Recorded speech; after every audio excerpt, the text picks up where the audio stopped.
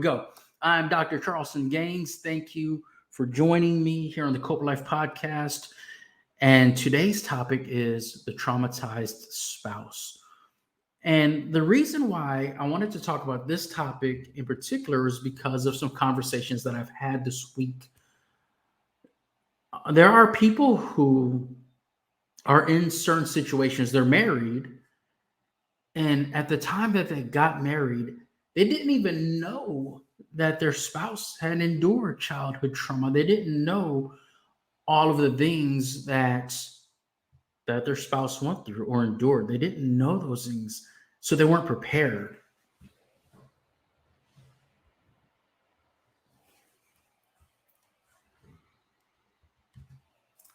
So what happens quite often is you find yourself in a situation where you weren't prepared and you almost feel like you were suckered.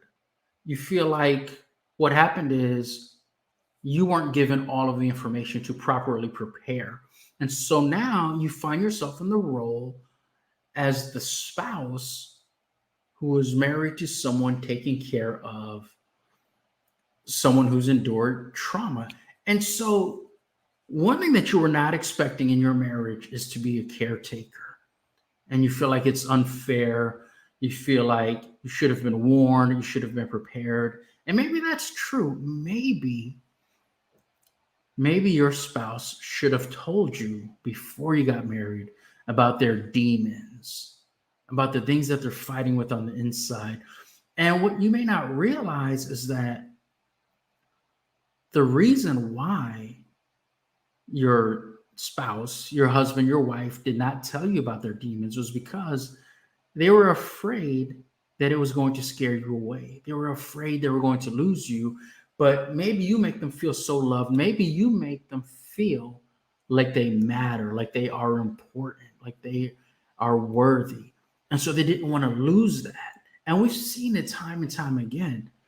You keep secrets from your wife because you don't want them to know. You don't want to be a burden. You don't want to scare them away. You're afraid of their reaction. And when it comes to trauma, quite often there's also different levels of guilt and shame. So when you've been traumatized, you don't want to tell people about it. It's a secret and it's your secret and you're embarrassed. And so quite often it's easier to tell strangers about your trauma. It's easier to tell people you barely know about your lived experiences because those people don't matter as much. So you're not worried about them judging you. They don't offer you anything. So you're not worried about losing them or them taking it away. However, when it comes to your wife, you don't want to lose that love.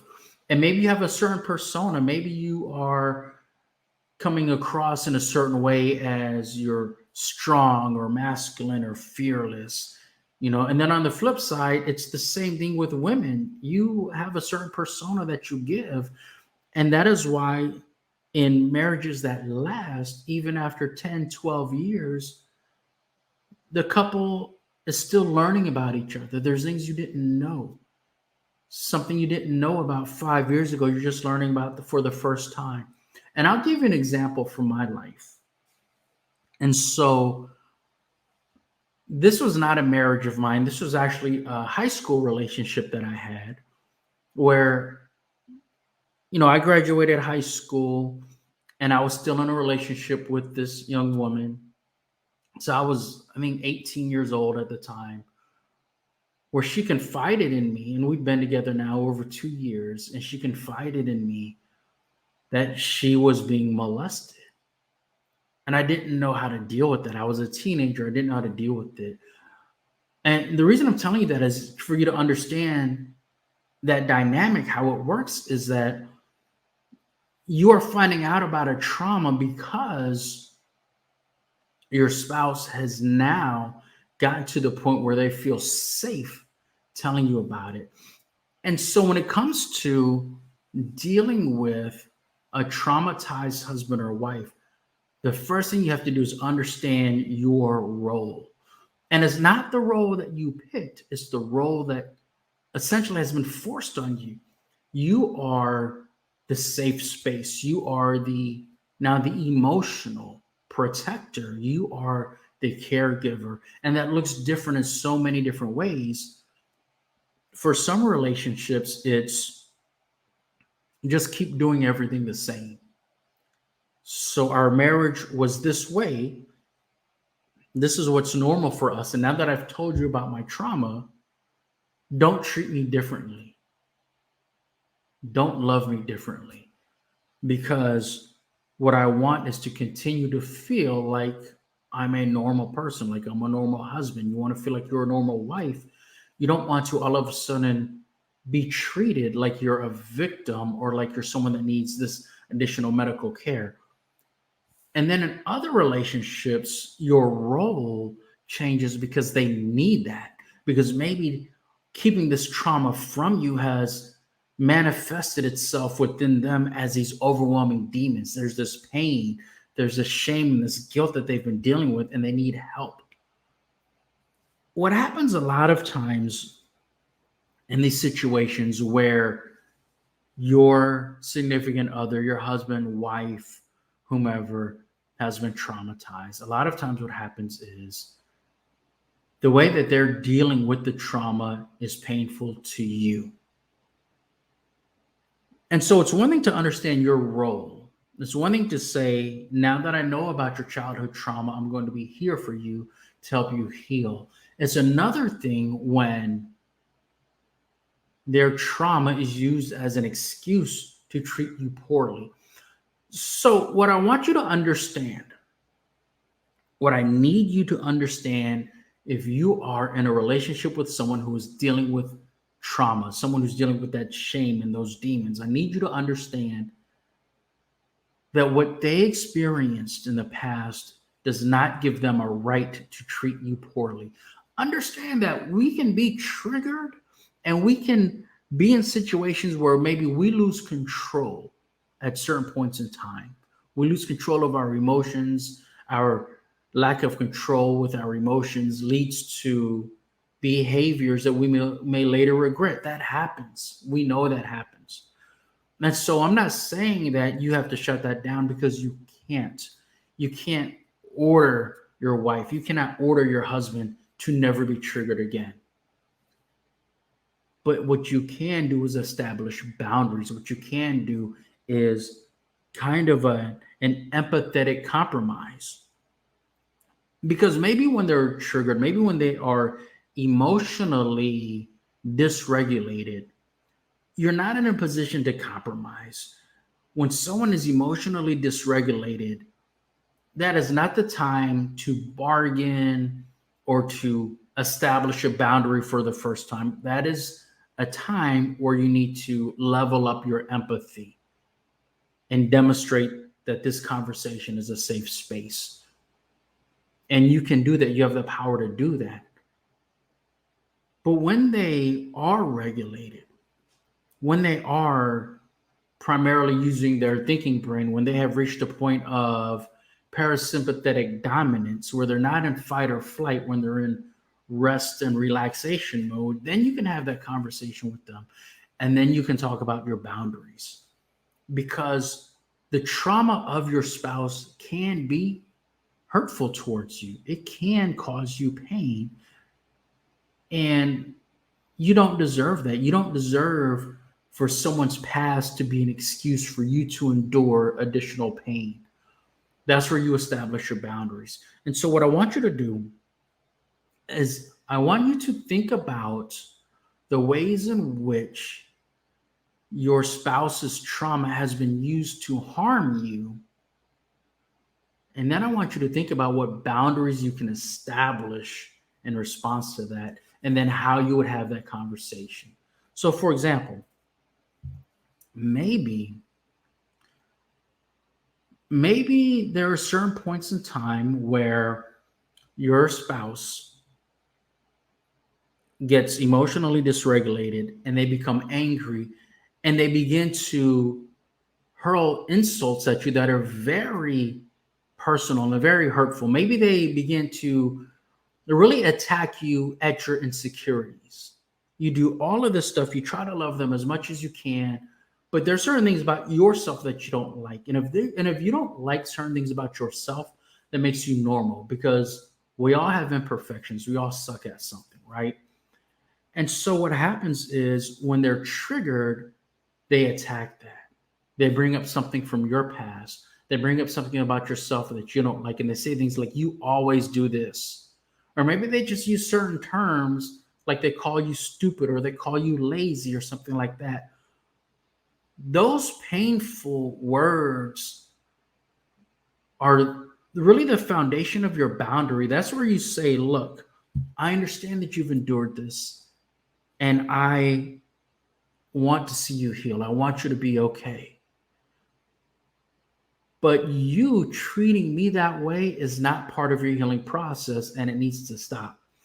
And a lot of times, what happens when you're dealing with these situations is the the pain that their trauma causes you can often lead to you feeling more insecure. It chips away at your self-esteem and your self-confidence. And so sometimes you feel like it's your fault that they haven't healed, or you feel like maybe if you had done things differently, then they wouldn't react this way. In other words, you are finding ways to blame yourself when you're feeling guilty, when in reality your guilt is for the way that they are treating you based on something that happened in their lives. So with that said, you don't need to feel guilty about the duration, the difficulty, or the speed of their healing. You are not responsible for ensuring that your husband or wife heals. You are not their medicine, you are their partner. So as they go through the healing process, you empathetically walk that path with them. Walking that path with them does not mean that you continually allow them to bully you, to harm you, to bring you down. So you have to establish boundaries when you're dealing with a spouse who is using their past trauma as an excuse to treat you poorly. And there's lots of reasons why they may do this. And I want to say this because if you're dealing with someone who's endured great trauma and they treat you poorly at certain times when they are emotionally dysregulated, that is not a reflection of how much they love you. That is not a reflection of of how much they value you. In fact, sometimes what happens is people, they lash out and they are mean and most hurtful towards the people that they feel safest doing that to. And so what happens is they feel safe attacking you, but you're not safe. You're not emotionally safe. And it can leave scars because it can be traumatic. So it is very important for you to establish boundaries. If your spouse is triggered, if something happens that reminds them of childhood trauma, and that reminder of childhood trauma leads to overconsumption of alcohol, it leads to yelling and screaming, and maybe they put their hands on you and they push you or something like that. Regardless of what they've endured in the past, that is abusive towards you. You are being abused literally. That is emotional abuse, that is physical abuse. And so you have to establish those boundaries. But understand that your boundaries are not about their behavior, your boundaries are about your behavior. What I mean by that is you cannot set a boundary that says you will not act like that anymore. The boundary isn't what you will or won't do. The boundary is what I will and will not tolerate. So I'm not going to say that from now on you're not going to cuss at me. My boundary is from now on, when you begin to cuss at me, I'm not going to tolerate it. I'm going to leave the house. I'm going to go do something for me. I am not going to tolerate that. So when you violate my boundaries, it is my responsibility to protect myself. And understand that you protecting yourself, establishing and enforcing boundaries is necessary for your mental health. Therefore, you have to practice these things and keep in mind that you should not feel guilty. The greatest instinct known to man is self preservation. Never feel guilty for protecting yourself. This may be your husband, maybe your wife. And so you want to be there for them. And you love them. You're in love with this person and they love you too.